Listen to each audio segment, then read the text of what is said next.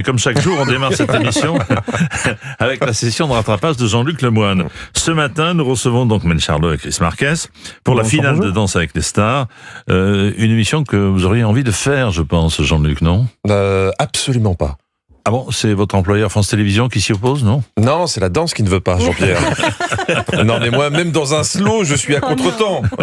Si on me voit danser, les gens vont appeler beaucoup, mais pas pour voter, pour faire des dons. Hein. En tout cas, quel bonheur de recevoir Mel et Chris, deux des personnalités les plus lookées de la télévision française. Quand tu les vois tous les deux dans le poste, t'as l'impression de regarder la vitrine d'un magasin de bonbons. C'est incroyable. Je pense que tous les stylistes sont en dépression. Et quel suspense cette année. J'ai hâte de voir cette finale, car on se demande tous qui va gagner. Ouest France a posé la question à Chris. Un pronostic pour la finale de Danse avec les stars ? Alors pas de pronostic, mais en tout cas je dois admettre que c'est peut-être la plus belle finale qu'on ait eue depuis très très très longtemps. Eh ben ça va faire plaisir aux anciens candidats, hein, ces gros tocards. Surtout que personnellement, j'ai beaucoup aimé la finale de l'année dernière. Voilà, avec Natacha Saint-Pierre et Inès Reg. On réécoute un extrait pour le plaisir.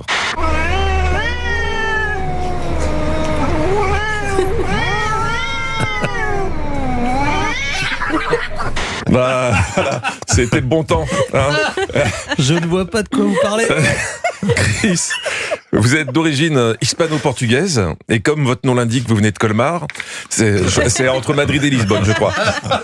Mel est originaire du Québec, donc forcément ça s'entend. Là, elle parlait à Lénie. Mais moi, je te vois dans des films, des vidéoclips, tout ça, parce que tu dead la caméra. Eh oui, elle dead la caméra. Ouais. Alors Mel, est-ce que vous êtes happy d'être en face de John Peter Foucault, hein? Quelle saison on vient de vivre, en tout cas. Un casting prestigieux et hétéroclite, avec notamment Nelson Montfort, hein, le Billy Elliot à rebours, que vous avez su accueillir avec la bienveillance qui vous caractérise, Chris. Je voulais vous dire, Nelson, vous êtes une de ces personnes, quand j'entends votre voix, vous me rendez immédiatement heureux. Pour aujourd'hui, c'est un 3. Ah oui, quand il est heureux, Chris, il met un 3. Hein. Chris Marquez, qu'on appelle dans le métier le climatiseur. Heureusement que Jean-Marc Généreux a su réconforter le pauvre Nelson. Nelson Montfort. Ouais. Sérieux, la classe internationale. Sur ça, pour moi, c'est un joli 4. Voilà, c'est pas un 4, c'est un joli 4. Je rappelle pour nos auditeurs que les notes vont jusqu'à 10. Hein. Car avec un 3 heureux et un joli 4, on pourrait l'oublier. Mel, elle est plus douce. Elle explique ses notes, même si tu comprends pas toujours tout. Nelson, moi je pense à votre réaction lorsque vous avez entendu la chanson pour la première fois. Parce que j'ai vu un peu l'eau dans les yeux et j'aurais voulu voir ça encore plus sur le parquet. Voilà, si j'ai bien compris, Mel aurait voulu que Nelson fasse un peu plus d'eau sur le parquet.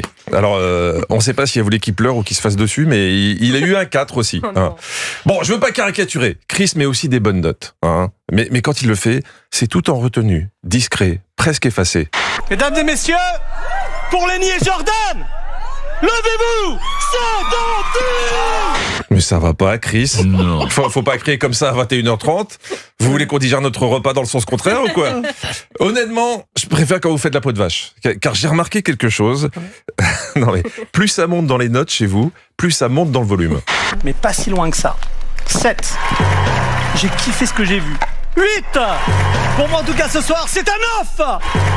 J'ai trouvé ça dingue. 10.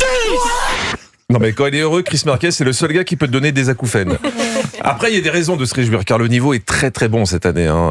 Mayanne et Christophe Licata ont dansé et Chris a bugué. Alors, Mayanne. Oui, c'est son nom, effectivement. Alors Chris, vous connaissez l'équipe? Jean-Pierre. Marion. Hein, je me moque de Chris, mais écoutons un petit peu Mel, juste après la danse de Anna Riera et Adil Rami. Qu'est-ce que vous avez pensé de cette prestation? Je vais commencer avec Mel. Adil. Mel. Vous connaissez l'équipe? Jean-Pierre. Hein, et Julien.